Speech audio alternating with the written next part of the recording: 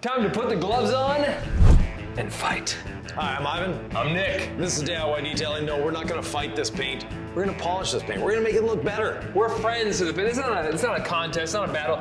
Are we fighting to defeat the scratches on a polishing job like this, Ivan? Not on this one. So this vehicle looks great from there, right?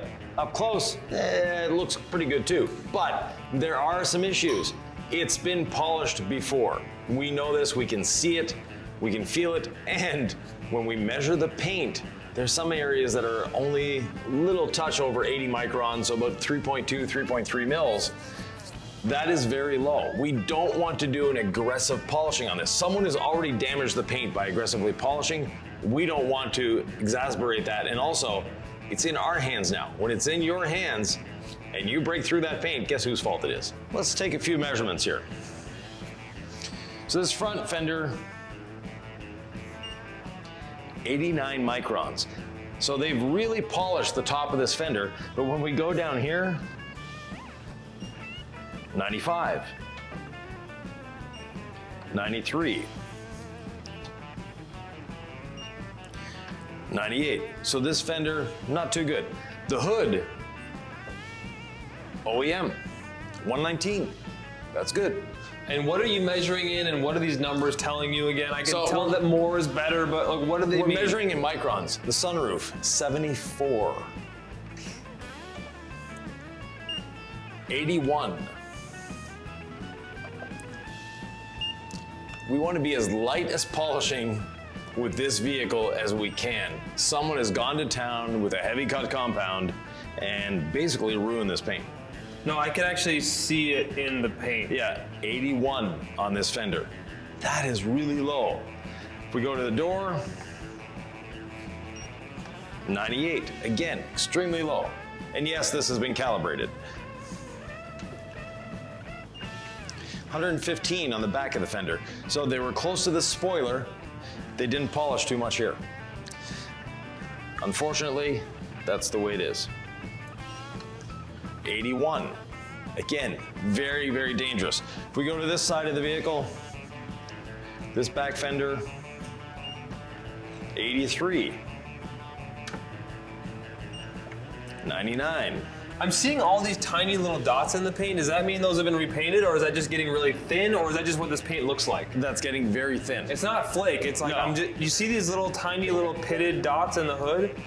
Yeah. So what are all these little tiny little almost pit dots in this Right, paint? so a lot of people call those solvent pop. That's not what they are. What it is when the paint is first laid on the vehicle, as it's curing, the solvents are coming out of it, and they form a crust on the top. That crust gives us that nice smooth finish we're looking for. Right. When you polish that crust away, the inside of the paint actually looks like a sponge. And that's what we're seeing. So if we were to polish aggressively here, we see those little dots. Let's say we put a laser beam and just aim it at one of these dots, and we keep polishing. When we check again, the laser beam won't be on a dot again, but there'll be a dot beside it because it's like a sponge. So if you take a layer off a sponge, you're exposing different bubbles. And that's what they've done. So this paint has been polished within a micron of its life. Yeah, I mean, it says 113, Yeah. but it probably had a lot more clear coat at some point. Yeah. And so I'm just trying to get my eye trained. If you think this is way over the top and you Right. don't want to understand any of this, you just want to be safe, we're going to show you the method to do it. Right. That will be a steward of paint that is this on the verge. Right, so this fender, 153. That's so confusing. That's way over OEM. We know it's been repainted. Now, we can see that there's a stone chip there, but there's fish eyes in here. There's some, yeah, right there. Folks may know what fish eyes are, they may not. Right, a fish eye is a little drop of contaminant on the surface, normally silicone in the body shop, that the paint actually doesn't adhere. So it looks like a little volcano's crater.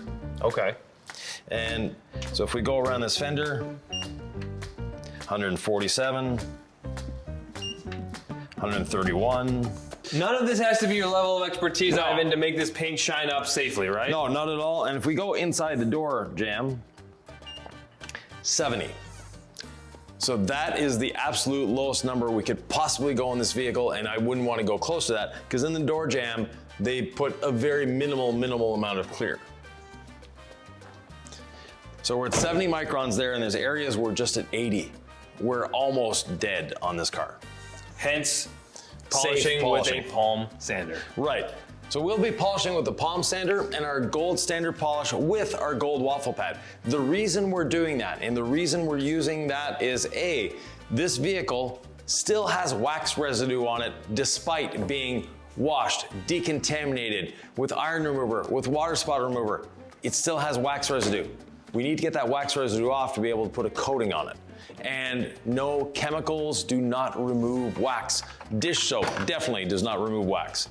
Polishing does. In our shops, if a customer were to come to us with this car and say, I don't want any more scratches on this car, I would say, perfect, we'll repaint it for you. Because this is out of the hands of a detailer. There's not enough paint to polish. And when you're polishing a scratch, you are not removing the scratch. And that is a myth that persists in this industry, that I'm gonna polish the scratch away. You're not polishing the scratch away. You're polishing all the paint or clear coat around that scratch down to the level of the scratch. Not a good idea. Are we ready? Yeah, we're ready. All right. Now the owner of this car, very intelligent person, they brought it to us to add a coating to it to protect it.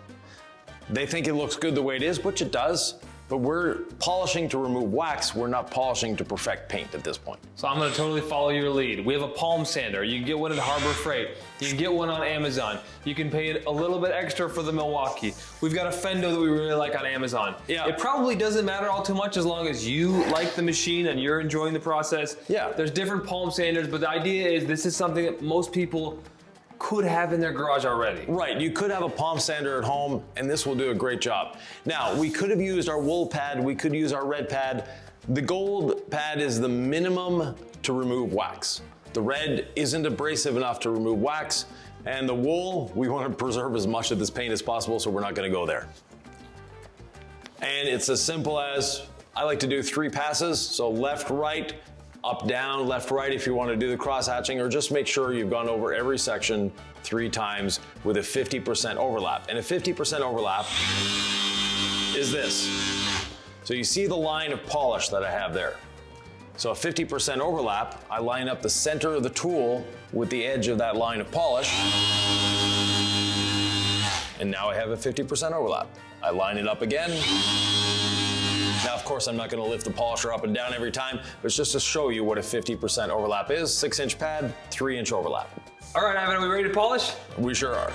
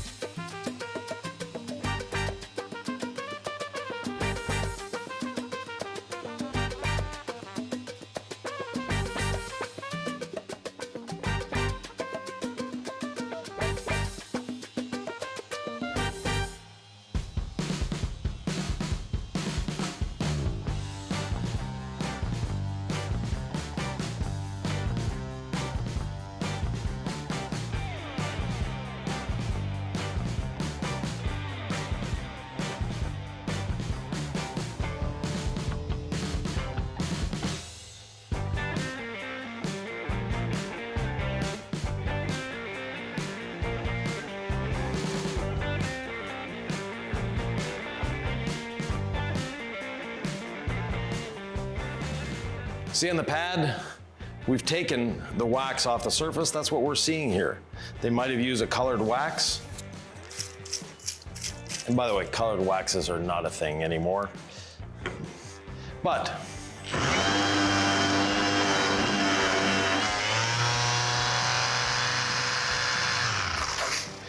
if you have a black car, you don't need a black wax. If you have a red car, you don't need a red wax.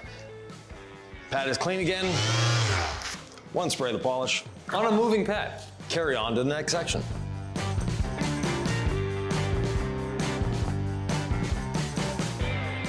I don't want to use the word slept on, Ivan, but when you find the right palm sander, like I just love this Fendo, and it's so smooth in my hand. I'm just rocking and rolling with one hand, smooth, not vibrating, not super loud.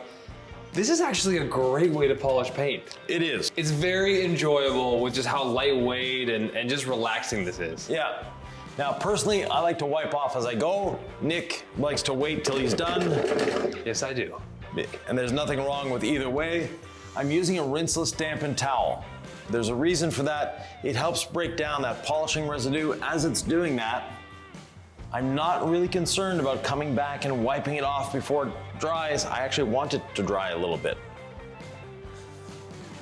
Makes it easier. Yeah, makes it so much easier. In this way, I also know that I've done that area, I can move on. I can inspect the area as I'm going, and if it needs a little more polishing, in this case, even if it did, I wouldn't polish it anymore. But if it were a car that had a reasonable amount of clear coat on and there's a little scratch or something that was a little offensive to me, then I'd take care of it before moving on to the next section. But it's really shined it up. I can see the reflection in the light. Yeah. By the time we get a coating on this and it goes into the wild, it's gonna pop on it. That's the idea. I mentioned there being potentially a black wax on here. This is what happens when I wiped off that paint. Now, this could be single stage paint. I doubt it, I highly doubt it, but the factory paint is definitely not single stage. But where it was repainted, that could be part of this issue. What does that mean? Like, yeah, tell me. What are we seeing? They may have used a colored wax. Colored waxes exist, unfortunately. You're putting it on clear coat. It doesn't matter what the color is underneath. And if they used a black wax, we just removed it. Okay, and would anyone ever repaint something single stage? Yes, but body shops prefer to use clear coat. The only time they would use single stage is they're trying to save money. Well, I like that we're using a very non-aggressive method here, Ivan. Yeah. Regardless. Some people are very concerned that if the pad stops rotating when they're polishing with a dual action machine, that it's not polishing anymore. The rotation actually does very, very little of the polishing action.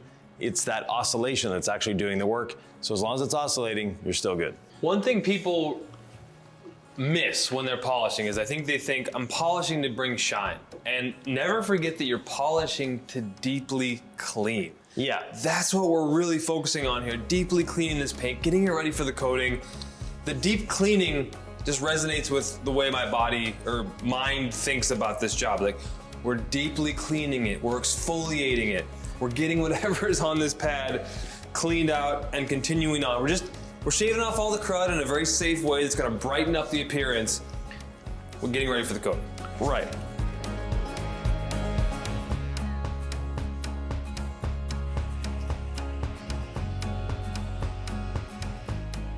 See how the polish is balling up? And this is just my first pass. This doesn't mean that the polish is spent. In this case, it means that there's still a lot of wax on that surface and I have to keep going until I get a nice, smooth, even surface. You can see here I've broken through the wax, and here there's still wax on the paint.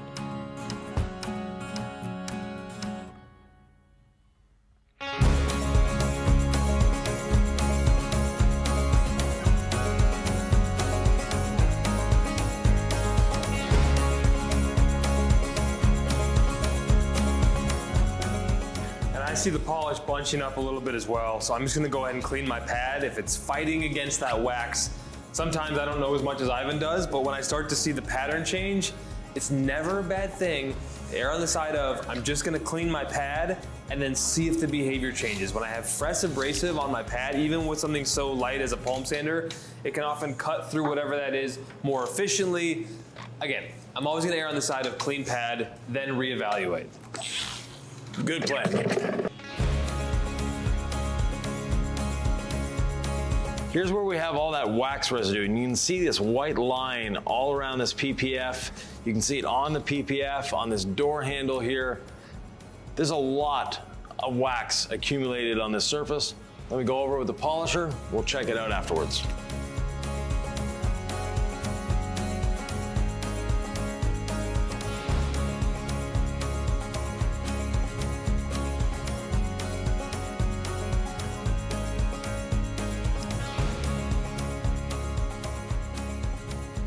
So I use the edge of the pad to get into the cracks and crevices. And today my towel is really not cooperating. What do you do in a case like that? Well, refold your towel. When you put your towel on the surface, where you have the 4 corners, just tuck them under your thumb. That way your towel will stay together a little better. I'm not wiping with the rinseless wash to remove all the residue. All I'm doing is emulsifying that residue with the rinseless wash. It starts breaking it down, and then when I wipe with my other towel, it'll be a lot easier. Always have your cart nearby. Simplifies things for you. So we've added a lot of gloss despite taking wax off, and at the same time, I got rid of most of that wax residue. Now around this PPF, there's a line here, and that could be polish residue, that could be wax residue, it could be a number of things. We have a very simple, elegant tool to get rid of that. Let me get one. That simple, elegant tool is a wooden toothpick. And I'm just going to go around this edge. The toothpick is softer than the paint, so it's not going to scratch it.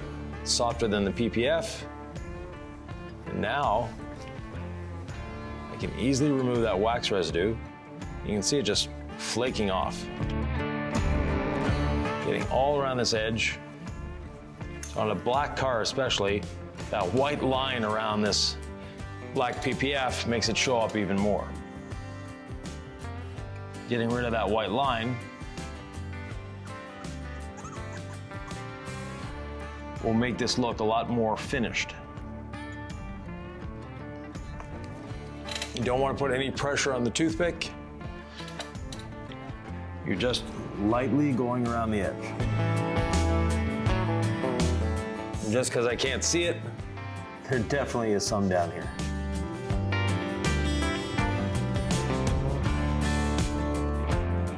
One thing that can happen, we washed, if I'm probably getting some rinseless wash or something out of this light, it's not the end of the world. I'm not happy about it.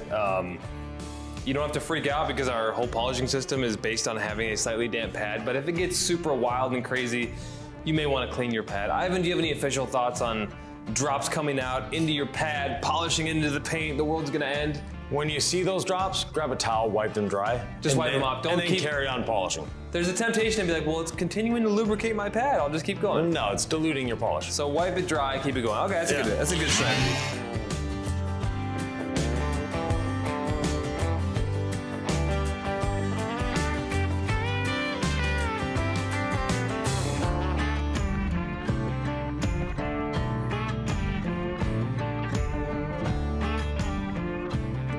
Polishing the front bumper, I left this to last for a couple reasons.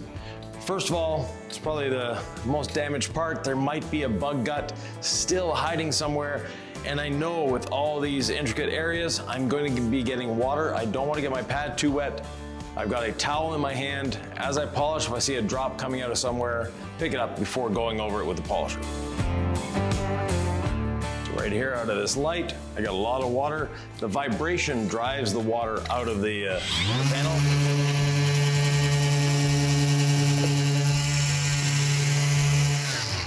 You can see the water dripping down, so I'm just gonna wipe this water away before I get too much moisture on my pad. Are you liking revealing that gloss, Nick? The gloss reveal is amazing. I didn't do anything about this wax residue, Ivan, or on the PPF. Well, that's when you need to get a toothpick, Nick. I know, but everything else looks great. Looking glossy, looking shiny, but we're not done with the palm sanders yet. Ivan, how are you so far ahead of me? I like to wipe off at the end and make sure I don't miss any spots when I'm polishing. Yep. Just generally as you get ready to do whatever you're doing. I tried to work the upper sections first. Yep. And then I'm wiping off as I go here. But I did the upper sections that I got on my little cruiser to do the lowers. And I let the rinseless wash pretty much dry on the surface after I kind of wipe it off. Exactly. And then there's really no work for this second towel. It's just like the reward, the buffing to like this beautiful shine is what I get in this step. Like I have a little rinseless left here, but not much. It's almost like, can you just let it dry? Or would you not totally let it dry? You want that lubrication there when you're leveling. Got it. So just a little wet, little damp. Little lubrication left on the surface for the level. Make sure I got everything down here I'm so close to being totally wiped off, Ivan. I just have the front part of the vehicle, and then we're ready for the next step. While Nick is finishing up wiping, I'm gonna start with our adhesion promoter polish. That's another reason to have a little random orbital sander around. The adhesion promoter polish needs a stroke, not a rotary. You do need an oscillation of 2 to 9 millimeters. This one happens to be a 5 millimeter, so perfect right in the middle. You just need a bit of pad rotation, and that's all you need. A dry pad, which is contrary to what we always tell you. But with the app, you need a dry pad. I'm gonna start with 3 little drops on the pad. Not big drops, just 3 little drops. And this is the same technique that we use for waxing as well. So if you want to wax your car, it's a great tool for that. I mean, even I had heard of panel prep before I started detailing, or even when I started detailing, it kind of made sense. Yeah. It's that thing you would do that final wipe on to get it squeaky clean. This is not panel prep. No. Should I be intimidated by this step? You're offering a new pad, a new product. Is it all too much, Adam? No, it's all super easy. The adhesion promoter polish is the evolution of a panel prep. The panel prep, all it did was super clean the surface, which is great. That's what you need for a coating. But now we're gonna enhance that coating by swelling that clear coat just a little bit, not much. We're slightly swelling the coating, opening up the pores. That way the coating, instead of sitting on top of the paint, actually goes into the paint. Creates a deeper bond, a better bond, a little more gloss, and it actually makes the coating easier to install and easier to level. The adhesion promoter polish has a bit of abrasive in it, but we're not using this to do any paint correction. Remember, it's deep cleaning. That's its job. So you'll notice I'm moving a lot quicker, and I'm not going over the section 4 or 5 times, or even 3 times, once or twice. All you need, as long as it's spread on the surface, you're good.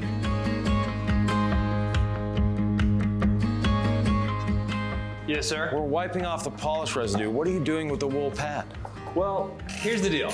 We know the customer mentioned these scratches, and you diagnosed them as car cover scratches. Yeah. And I think, if I remember correctly, and I actually was gonna ask you, this front fender had more clear coat than the hood, right? Correct, yeah, that's definitely been repainted. It's got 150 microns. So I was thinking I could just use our wool pad for this section just to see if I couldn't round over the corners of these scratches a little bit. Yeah. See where we're at. I'm not gonna go crazy, not speed 6, not pressure. Good plan. But I'm gonna basically use the same method I used with the waffle with the wool on this front fender and just kind of go from there.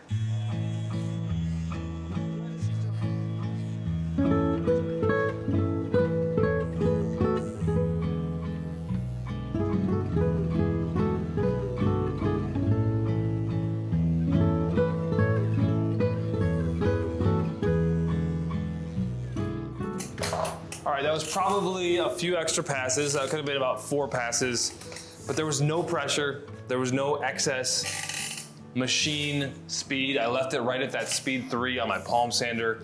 I'm just leveraging this tool, this polish, and this pad. And I'm not gonna take it any further than this. So whatever we're left with here, that's what I feel comfortable with. This is actually my dry towel.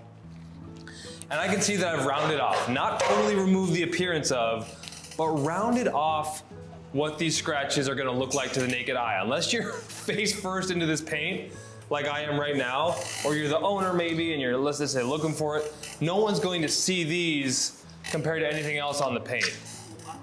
Yeah, I mean, we really, I think, addressed that issue very safely.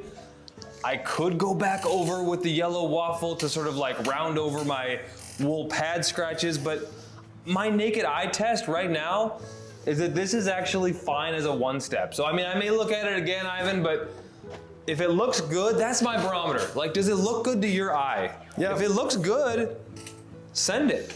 I mean, Perfect. It looks glossy. Do you want to come over and take a look, see what you think? No, if you're happy with it, so am I. Okay. How does that look on camera, Sylvie? Very good. Super glossy, right? A lot of people don't realize you can actually 1-step with a wool pad and the gold standard polish. No fillers, nothing left behind. This is what we're seeing. What you see is what you get.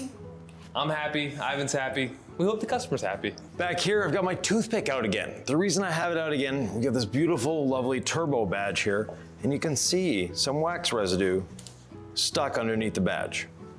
Very simply, take the toothpick and get it out of there. You don't need to start attacking this with brushes. A brush would go way past this emblem, whereas the toothpick just stays where we need it to.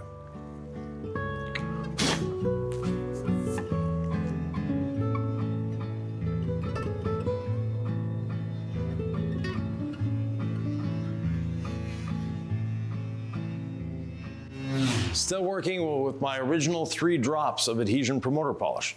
The less you use, the better it's gonna be. So how many vehicles can I get out of one of these bottles? Pardon me? How many vehicles can I get out of a bottle of that? We're getting reports from detailers of 30 to 50 cars out of a bottle. But the app has a lot more uses than this. It's a great glass cleaner. So if you have a smoker that on the inside of the car, you've got a lot of accumulation on the window, put the app on, let it dry for a while, and then it'll help wipe it off. The other thing is, you can rejuvenate a coating using app. You've washed it, you've decontaminated it, it's still a little dull. It's gonna deep clean that coating, bringing it back. Time for another drop on. Now, Nick is wiping it off immediately. You can wipe the adhesion promoter polish off immediately, or you can wait up to 48 hours. No stress involved with using the adhesion promoter polish. I like to have 2 towels. Choose whatever towels you want. Yeah. You know, pick your adventure. I like our 2 Freebird 400s. Yeah. One in each hand. Plush, one in each hand. That works for me. Usually I do a short nap and plush when I'm doing coating. Right. Today, you mentioned that I change it up a little bit sometimes, my preferences, but today I'm really liking how this is digging into the app with no pressure or effort, and effortlessly just buffing right off. And every paint reacts differently. Totally, that's why we like to teach a system, but then how do you go with the outside of the system to meet the paint, as you said? Yeah, all the upper surfaces I did with only 3 drops of app. I've added 2 more small drops on my pad. I'll be able to go around the whole outside of the car once again. The whole lower section, that's all we need.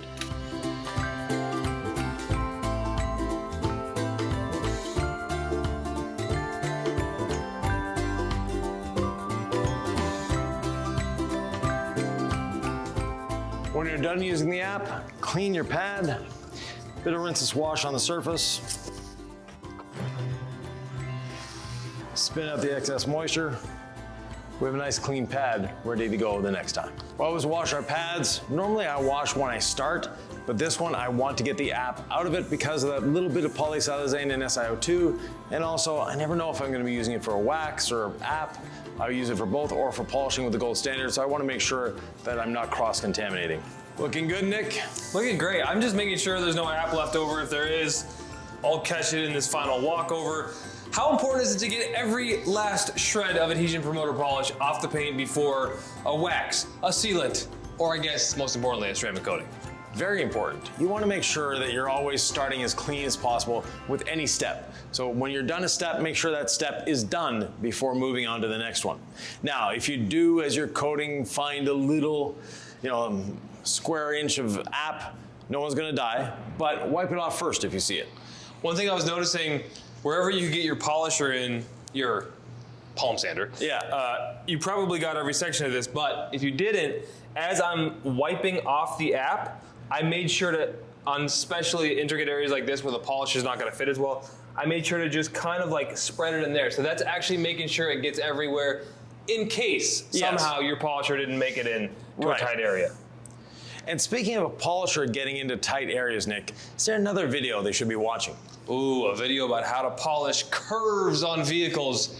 This is must-see TV if you want a detail. Check it out here.